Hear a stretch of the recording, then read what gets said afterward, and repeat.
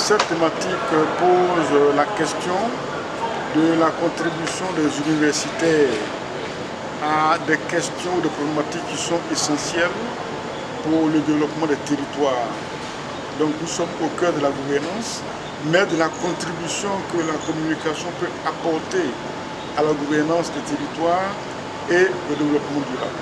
Et donc pendant 3 jours, les mercredis, jeudi et vendredi, nous avons réuni ici un ensemble d'enseignants-chercheurs ivoiriens et venus donc, des pays de la sous-région qui ont échangé, qui ont discuté et qui ont exposé et présenté les résultats des travaux qu'ils ont faits sur ces différentes thématiques, selon les axes qui ont été proposés par le colloque.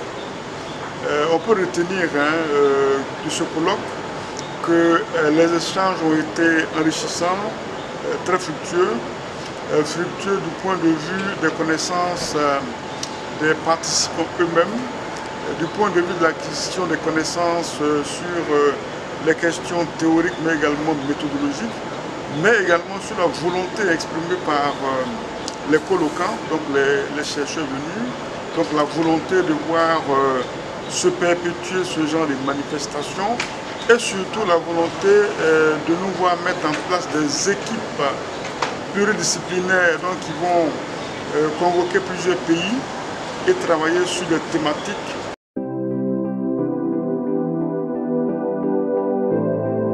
Concrètement, le colloque a abordé des thématiques qui sont vraiment proches des populations. Voilà. Par exemple, l'un des axes concernait la communication et le Covid. Le citoyen lambda, donc l'ivoirien ordinaire, sait ce que c'est que le Covid. Donc il sait également les efforts qui ont été faits par le gouvernement en matière de sensibilisation, en matière de communication. Il sait ce que le gouvernement a souhaité en tant que comportement attendu. Ce que nous avons fait ici, c'est de réfléchir sur les stratégies qui ont été menées par les gouvernements, qu'ils soient ivoiriens, burkinabés ou autres, dans la lutte contre la Covid.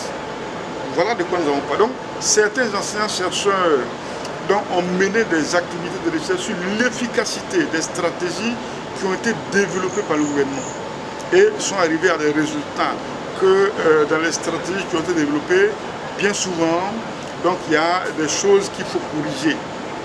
Ils se sont posé la question de savoir pourquoi le gouvernement dépense autant d'argent pour de la sensibilisation pour attendre des Ivoiriens qui changent de comportement et pourquoi constatons-nous que le comportement ne change pas. Par exemple, de constater que les gens ne portent pas systématiquement un cache-nez, ils continuent à se serrer les mains, ils continuent à se retrouver dans les restaurants et maquis sans respecter la distance de 1 mètre qui est conseillée comme mesure barrière. Donc, voilà les questions sur lesquelles les universitaires ont essayé de réfléchir. Donc, j'essaie de le dire vraiment de façon simple. Donc, il y a d'autres axes sur lesquels on a également travaillé. Globalement, ce sont des questions qui touchent les populations, mais qui sont théorisées par les universitaires.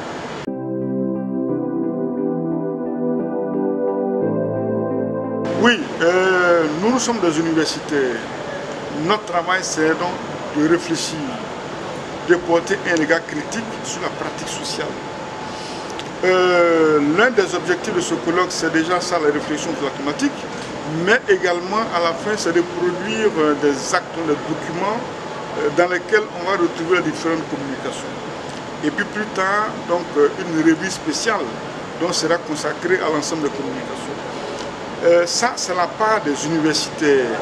Maintenant, entre la recherche universitaire et l'appropriation des résultats universitaires par le politique, je crois qu'il faut que entre les universités et le politique, donc il y ait, ce courant de transmission, donc il fait que ce qui est découvert par les universitaires peut être approprié par les politiques et que cela puisse se transformer en décision. Concrètement, lorsque nous avons dit par exemple que dans les stratégies de communication de lutte contre la Covid, quand nous disons qu'il y a des ratés, nous faisons également des propositions et ces propositions-là peuvent intéresser les États et le gouvernement qui sont actuellement dans des programmes de sensibilisation contre la Covid, c'est vrai, mais également contre d'autres fléaux, contre d'autres pandémies, d'autres épidémies ou d'autres situations de crise.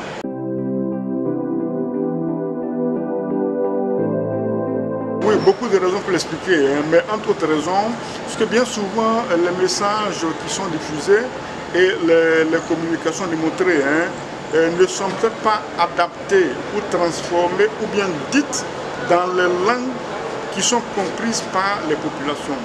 Et deuxièmement, dans l'élaboration des stratégies de communication, pourquoi une partie de la population n'est pas associée, qu'est-ce qu'une partie?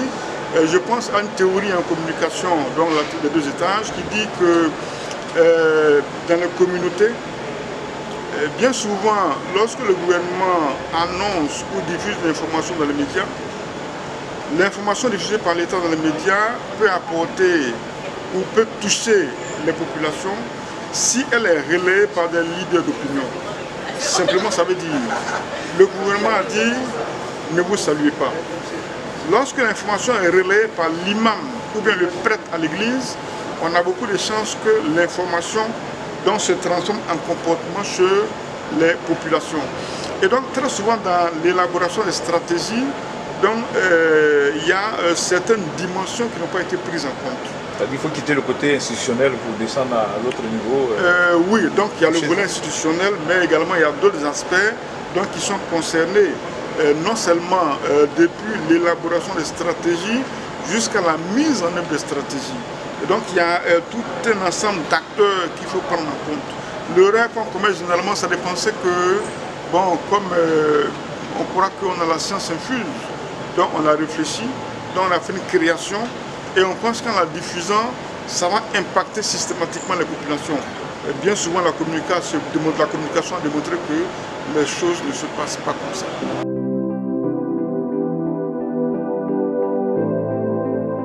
Je voudrais donc dire merci à toutes les personnes qui nous ont aidés. Voilà. Je pense à l'autorité universitaire, mais je pense également, si vous le permettez, au ministre-gouverneur du Zanzan, qui a apporté un soutien financier. Je pense à l'ensemble des collègues, mais je pense également à tous les collègues qui sont venus des pays de la sous-région et qui ont permis de donner un caractère international à ce colloque. Je voulais remercier toutes ces personnes, y compris les médias, qui nous ont aidés à diffuser. Le retour que j'ai des participants et de mes patrons de l'université, c'est que ce colloque-là a été un succès.